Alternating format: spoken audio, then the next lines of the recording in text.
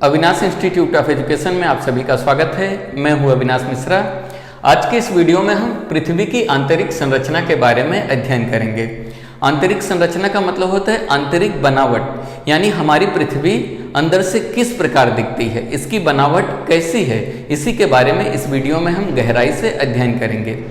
पृथ्वी की आंतरिक संरचना कैसी है या पृथ्वी की आंतरिक बनावट कैसी है, आज भी एक रहस्य बना हुआ है, क्योंकि मानव ने आज तक पृथ्वी को अंदर से कभी देखा ही नहीं है।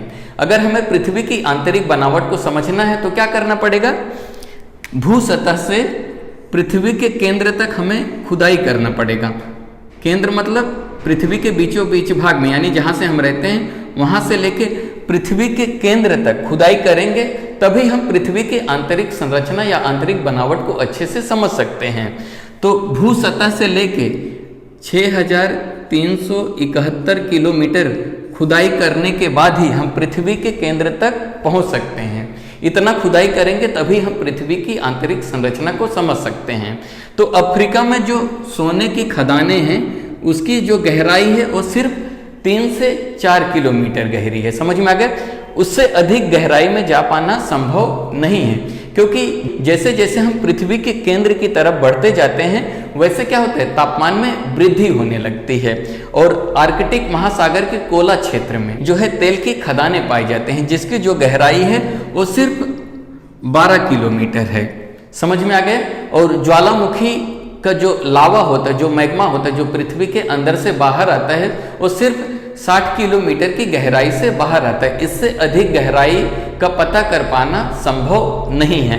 तो भूवैज्ञानिकों ने कुछ साधनों की सहायता से या कुछ प्रमाणों की सहायता से पृथ्वी की आंतरिक बनावट के बारे में समझने का अनुमान लगाया, यानी कि प्रयास किया, समझने के प्रयास किया है या अनुमान लगाया।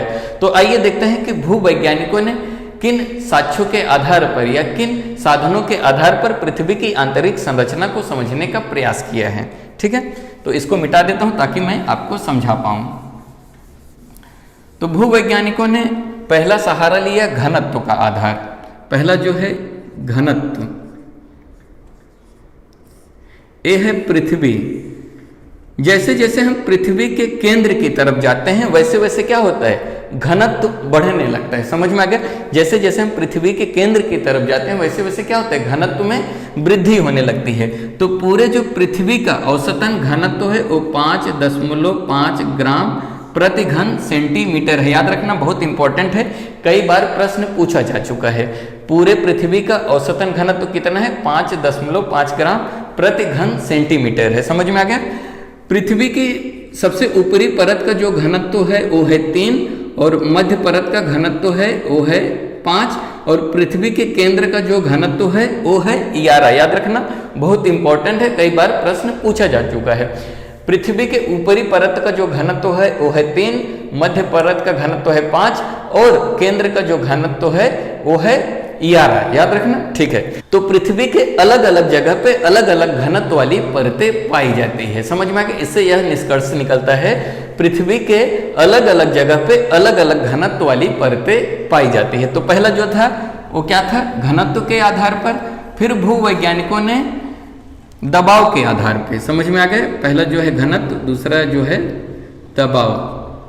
वैज्ञानिकों ने देखा कि पृथ्वी के केंद्र में घनत्व इतना ज्यादा क्यों है, तो फिर उन्होंने पता किया, उससे पता चला कि पृथ्वी के केंद्र में इतना ज्यादा घनत्व होने का जो कारण है वो है दबाव। समझ में आ गया?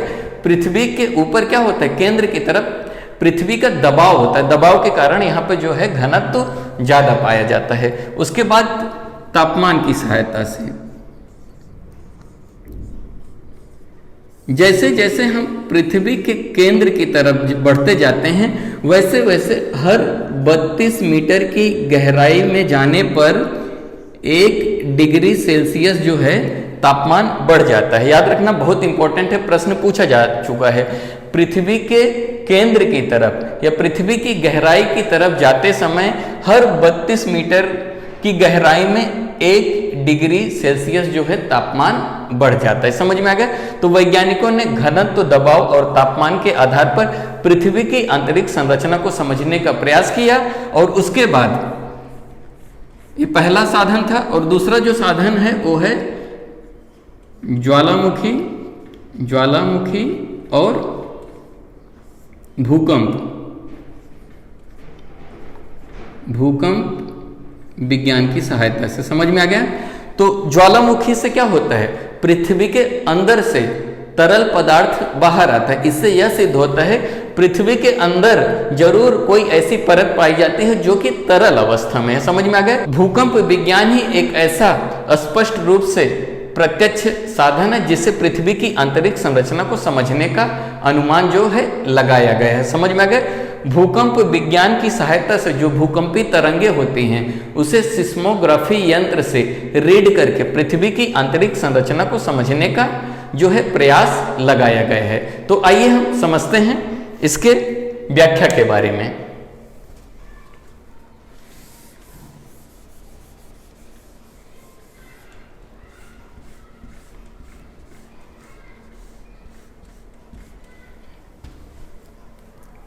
भूकंप विज्ञान के साक्ष्यों के आधार पर पृथ्वी की आंतरिक बनावट को 3 भागों में बांटा गया है।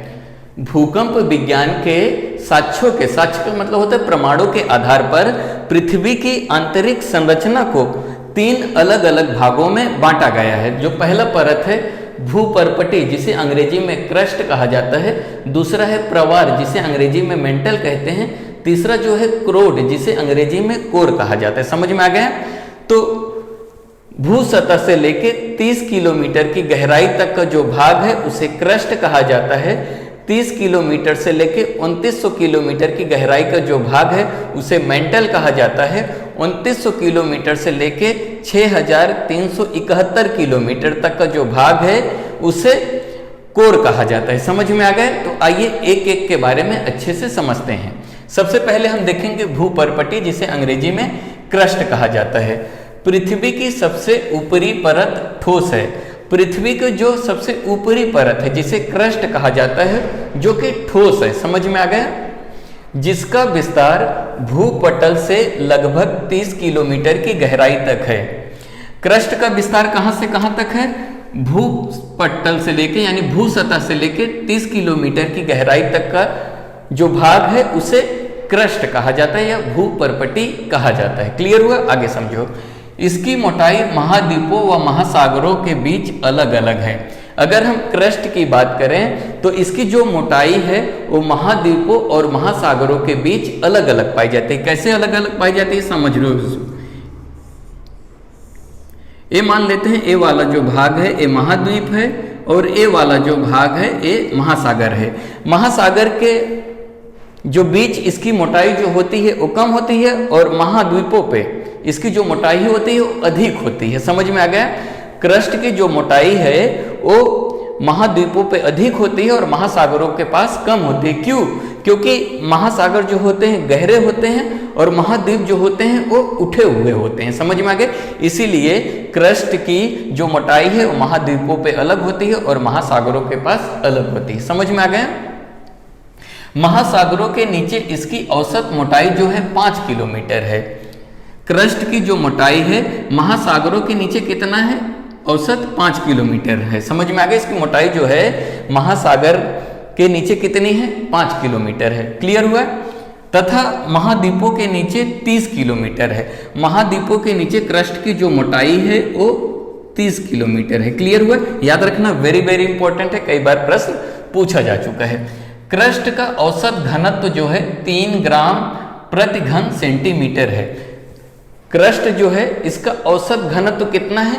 3 ग्राम प्रति घन सेंटीमीटर है। बहुत इंपॉर्टेंट है, हर एक चीज को अच्छे से समझने की कोशिश करो। समझ में आ गया? क्योंकि परीक्षा की दृष्टि से बहुत ही इंपॉर्टेंट है। इस परत की रचना सिलिका तथा एल्युमिनियम से हुई है, इसलिए इसे सियाल भी कहते हैं। क्रस्ट की रचना जो है सिलिका और एल्युमिनियम जैसे पदार्थों से हुई है, इसलिए इस परत को सियाल भी कहा जाता है। समझ में आ गया? सियाल क्यों कहा जाता है? सिलिका का स्पेलिंग क्या होता है? SILICA, यानी कि सिलिका का जो SI है C कहा गया, एल्युमिनियम का AL, इसीलिए इसको हम क्या कहते हैं? सियाल भी कहते हैं। याद रखना, क्रस्ट को हम लोग सियाल भी कहते हैं। क्यों? क्योंकि इसकी रचना जो है सिलिका और एल्युमिनियम जैसे पदार्थों से हुई है। क्लियर हुआ? आगे समझो। भूकंपी तरंगों की गति में अंतर के अनुसार इसे दो उप विभागों ऊपरी क्रस्ट तथा निचली क्रस्ट में बांटा गया है। भूकंपी तरंगों के अंतर के अनुसार क्रस्ट को दो भागों में बांटा गया है, ऊपरी क्रस्ट तथा निचली क्रस्ट। समझ में आ गया? भूकंपी तरंगों के अंतर के अनुसार क्रस्ट को दो भागों में बांटा गया है।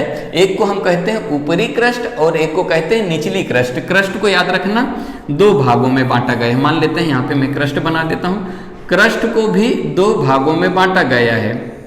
ऊपर वाले भाग को हम लोग कहते हैं ऊपरी क्रस्ट और नीचे वाले भाग को कहते हैं निचली क्रस्ट। समझ में आ गए? आगे समझो।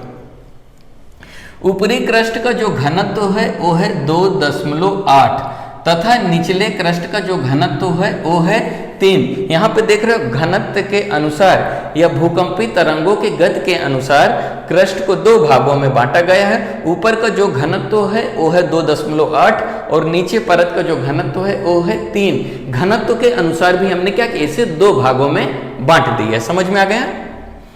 ऊपरी क्रस्ट तथा निचले क्रस्ट के बीच के भाग को कोनराड असंबद्धता कहा जाता है। देखो क्या हुआ है, क्रस्ट को दो भागों में बांटा गया है, ऊपरी क्रस्ट तथा निचली क्रस्ट। इन दोनों परतों को बांटने के बीच में एक सीमा पाई जाती है। उस सीमा को हम लोग क्या कहते हैं? कोनराड असंबद्धता कहते हैं। समझ में आ गया?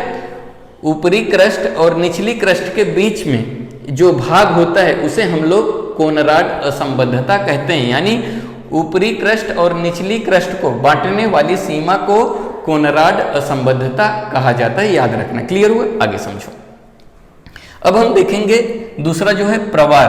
पृथ्वी की जो दूसरी परत है जिसे प्रवार कहते हैं, अंग्रेजी में इसे मेंटल कहा जाता है। समझ में आ गया? यह परत 30 किलोमीटर से लेके 2900 किलोमीटर की गहराई के बीच पाई जाती है। तो मेंटल का विस्तार कहां से कहां तक है? 30 किलोमीटर से लेके 2900 किलोमीटर की गहराई का जो भाग है उसे हम लोग मेंटल कहते हैं। इस परत की रचना सिलिका तथा मैग्नीशियम से हुई है, इसलिए इसे सीमा भी कहते हैं। तो मेंटल की जो रचना है वो किससे हुई है? किन पदार्थों से हुई? सिलिका और मैग्नीशियम से हुई है, इसलिए इसे हम लोग सीमा भी कहते हैं। याद रखना, मेंटल को हम लोग सीमा भी कहते हैं क्योंकि इसकी जो रचना है सिलिका और मैग्नीशियम जैसी पदार्थों से हुई है। पृथ्वी के आयतन का 83 तथा द्रव्यमान का 67% भाग यहीं पे होता है। बहुत इंपॉर्टेंट है, याद रखना। पृथ्वी के आयतन का जो है 83% भाग तथा द्रव्यमान का 67% जो भाग है यहीं पाया जाता है, मेंटल में ही पाया जाता है। समझ में आ गया? आगे समझो। मेंटल को भी दो उप विभागों में, ऊपरी मेंटल तथा निचली मेंटल में बांटा गया है। तो मेंटल को भी दो भागों में बांटा गया है, ऊपरी मेंटल तथा निचली मेंटल। यहाँ पे देखिए मेंटल को दो भागों में बांटा गया है, ये है ऊपरी मेंटल और ये है निचला मेंटल। ऊपरी मेंटल का विस्तार कहाँ से? 30 किलोमीटर से लेके 700 किलोमीटर की गहराई तक जो है भाग उसे ऊपरी मेंटल कहा जाता है और 700 किलोमीटर से लेके 2900 किलोमीटर गहराई का जो भाग है उसे निचला मेंटल कहा जाता है। क्लियर हुआ? आगे समझो। मेंटल के ऊपरी भाग को एस्थनोस्फीयर कहते हैं। तो ये मेंटल का जो ऊपरी परत है या जो ऊपरी भाग है इसे एस्थनोस्फीयर कहा जाता है या दुर्बलता मंडल भी कहा जाता है। समझ में आ गया? इसे हम लोग क्या कहते हैं? एस्थनोस्फीयर या तो दुर्बलता मंडल कहते हैं। ज्वालामुखी का जब उद्गार होता है, जो मैग्मा बाहर आता है यहीं से आता है। ये जो है अर्ध तरल अवस्था में है। समझ में आ गया? ये जो है मेंटल का ऊपरी जो परत है वो अर्ध तरल अवस्था में पाया जाता है। समझ में आ गया? एक पेस्ट की भांति है, न तो ठोस में है न तो द्रव में है। क्लियर हुआ? आगे समझो। ज्वालामुखी उद्गार के समय मैग्मा यहीं से धरातल पर आता है, तो इसे हम क्या कहते हैं? एस्थनोस्फीयर कहते हैं। मेंटल के ऊपरी परत को क्या कहा जाता है? एस्थनोस्फीयर या तो दुर्बलता मंडल कहा जाता है। जब भी ज्वालामुखी का उद्गार होता है तो जो मैग्मा होता है वो यहीं से यानी पृथ्वी की सतह पे आता है। क्लियर हुआ? आगे समझो। निचली क्रस्ट और ऊपरी मेंटल के मध्य मोहो असंबद्धता का भाग है। निचली क्रस्ट और ऊपरी मेंटल के मध्य मोह असंबद्धता का भाग है। यहाँ पे देखिए ये हो गया निचला क्रस्ट और ऊपरी मेंटल के बीच जो असंबद्धता क्षेत्र पाया जाता है, जिसे हम लोग डिसकंटिन्यूटी जोन भी कहते हैं। समझ में आ गया? निचली क्रस्ट और ऊपरी मेंटल को अलग करने वाली सीमा को हम लोग क्या कहते हैं? मोह असंबद्धता कहते हैं, नहीं तो मोह डिसकंटिन्यूटी जोन कहा जाता है। फिर से समझो, निचली क्रस्ट और ऊपरी मेंटल को अलग करने वाली सीमा को क्या कहते हैं? मोह असंबद्धता क्षेत्र कहा जाता है। समझ में आ गया? ऊपरी मेंटल से निचली मेंटल के मध्य रेपेटी असंबद्धता का भाग है। अभी देखो, मेंटल भी दो भागों में बांटा गया है, ऊपरी मेंटल और निचली मेंटल। इन दोनों को अलग करने वाली सीमा को हम लोग क्या कहते हैं? रेपेटी कहते हैं। समझ में आ गया? रेपेटी असंबद्धता कहा जाता है। ऊपरी मेंटल और निचला मेंटल को अलग करने वाली सीमा को क्या कहते हैं?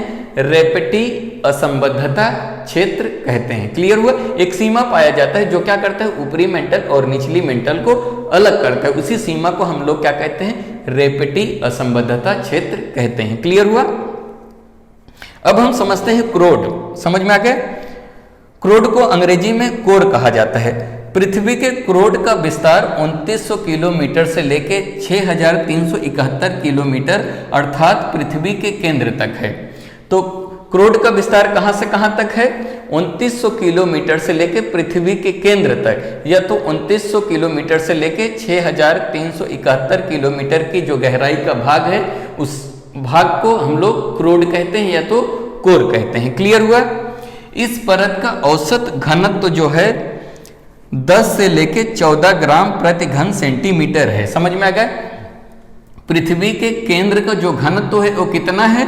औसतन की बात करें तो यहाँ पे 10 से लेके 14 ग्राम प्रति घन सेंटीमीटर पाया जाता है। इस परत की रचना निकेल तथा फेरस से हुआ है।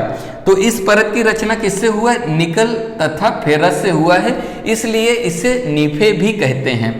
तो पृथ्वी के जो आंतरिक भाग है, समझ में आ गया, जिसे हम कोर कहते हैं, इसकी जो रचना है निकेल और फेरस जैसे पदार्थों से हुआ है, इसलिए इसे नीफे कहते हैं। निकेल मतलब Ni और Fe फेरस, फेरस का मतलब होता है लोहा। पृथ्वी की आंतरिक भाग की जो रचना है वो किससे हुआ है? निकेल और फेरस जैसे पदार्थों से हुआ है, इसलिए इसे हम लोग नीफे भी कहते हैं। याद रखना, इस परत को दो भागों में बांटा गया है, बाह्य कोर और आंतरिक कोर। तो यहाँ पे याद रखो, कोर को भी दो भागों में बांटा गया है। ऊपर वाले को हम लोग बाह्य कोर कहते हैं और नीचे वाले भाग को आंतरिक कोर कहते हैं। समझ में आ गया? कोर को भी दो भागों में बांटा गया है, बाह्य कोर और आंतरिक कोर। 2900 किलोमीटर से लेके 5100 किलोमीटर की गहराई के बीच जो भाग आता है उसे बाह्य कोर कहा जाता है, और 5100 किलोमीटर से लेके 6371 किलोमीटर यानी केंद्र तक का जो भाग है उसे आंतरिक कोर कहा जाता है। क्लियर हुआ? बाह्य कोर जो है तरल अवस्था में है तथा आंतरिक कोर जो है ठोस अवस्था में है।